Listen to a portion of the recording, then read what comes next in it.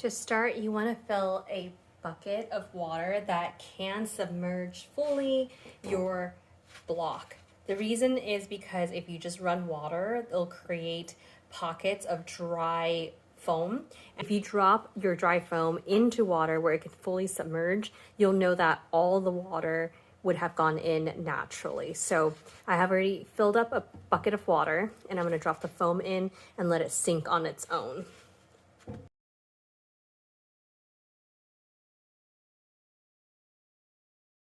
To the farmer's market and picked up a few bushes of flower. I try to match colors that I like, so I have this light blue hydrangea, as you can see here.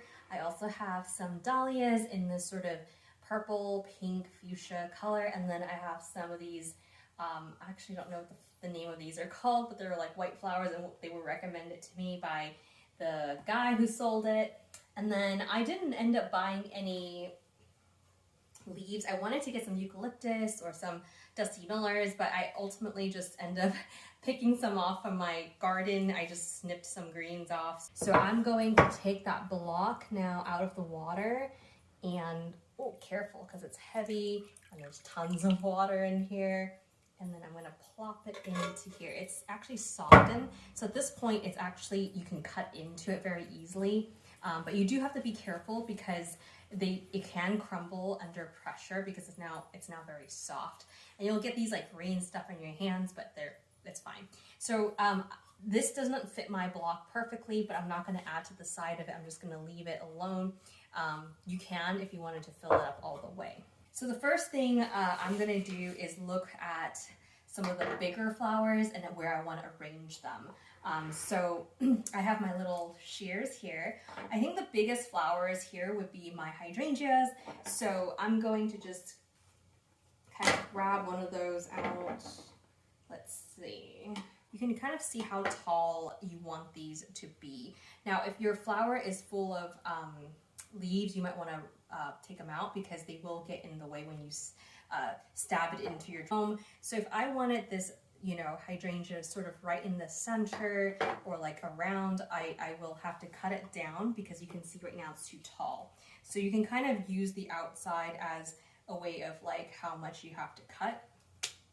So that's a better, I think that is a better height. I'm going to cut just a tad bit more. There we go. So then when it's ready, you just need to stab in to the foam, and there we go. I think I want two more around here, so I'm going to cut two more out, almost how tall. So now I have a better idea, but you still want to measure it. So it's going to come in at an angle right here.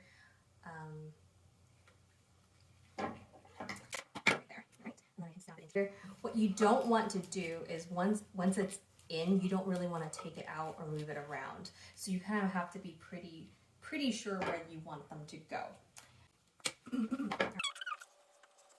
So right now, this is sort of like my center. I'm going to start to put other flowers in there.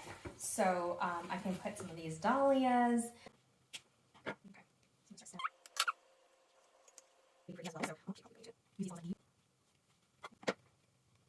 So like I said, you don't really want to pull out the stem because that creates a hole right next to it. And now I'm going to put some of the white flowers in just to like spread them out.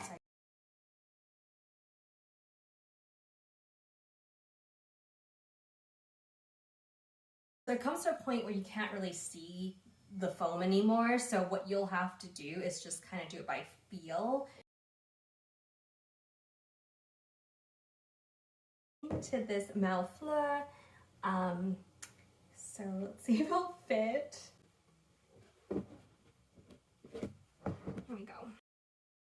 So that is my creation and how I decided to style this Malle Fleur. I hope you enjoyed. If this inspired you to create your own centerpiece or flower piece, do let me know. I'd love to hear what you have made. Until next time.